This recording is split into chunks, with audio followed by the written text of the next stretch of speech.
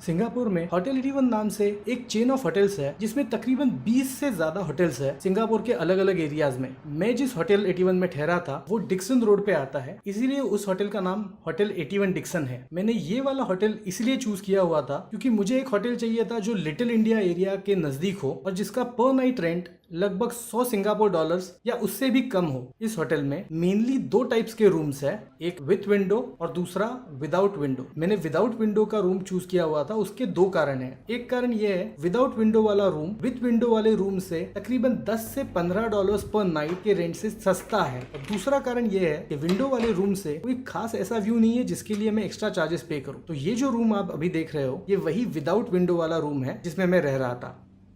इस होटल में भी सिंगापुर के बाकी होटल्स की तरह फ्री वाईफाई, केबल टीवी, चाय या कॉफ़ी बनाने के लिए सैशेज और इलेक्ट्रिक केटल ये सब है ही।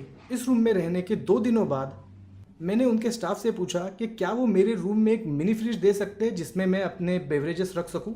उन्होंने मुझे बताया कि मेरे रूम में तो वो कोई फ्रिज नहीं दे सकते पर मुझे एक दूसरा रूम दे सकते हैं जिसमें मिनी फ्रिज पहले से ही हो। उन्होंने तुरंत ही मुझे दूसरा रूम अलॉट किया और उसके उन्होंने कोई भी एक्स्ट्रा चार्जेस नहीं लिए। उनका ये जेस्चर मुझे काफ़ी अच्छा लगा। और ये वही रूम है जिसमें मिनी फ्रिज है। इस वाले रूम में भी कोई विंडो नहीं है।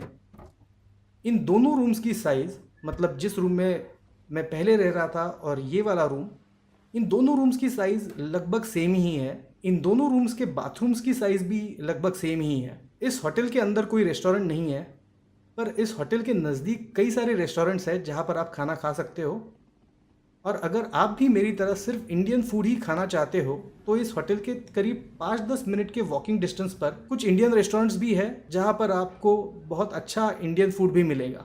होटल 81 की एक अच्छी बात यह है कि यहाँ से बस स्टॉप्स या MRT स्टेशंस काफ़ी नज़दीक है और ऐसे लोकेशन पे होते हुए भी ये एक काफ़ी अफोर्डेबल होटल है। इस होटल के फ्रंट डेस्क का स्टाफ काफ़ी फ्रेंडली और हेल्पफुल था। यहाँ पर कोई भी रूम सर्विस नहीं है पर अगर कभी भी मुझे कोई प्रॉब्लम होती थी तो मैं यहाँ के फ्रंट डेस्क पे कॉल करके उनसे रिक्वेस्ट कर देता था और वो मेरी प्रॉब्लम सॉल्व कर देते थे। मैं इस होटल में 5 नाइट्स और 6 डेज के लिए ठहरा था और मेरा पर्सनल एक्सपीरियंस इस होटल का अच्छा था। मैं उम्मीद करता हूँ इस वीडियो में दी गई जानकारी आपके कुछ काम आएगी। अगर ये वीडियो आपको अच्छा लगा हो तो इस होटल के अलावा मेरे चैनल पर आपको सिंगापुर के कुछ और दूसरे होटल्स के रिव्यूज भी मिलेंगे और इसके साथ ही सिंगापुर के कुछ टूरिस्ट अट्रैक्शंस के वीडियोस भी मैं शेयर करूंगा आने वाले दिनों में। तो इस चैनल से जुड़े रहने के लिए सब्सक्राइब कीजिए इस चैनल को। Thank you.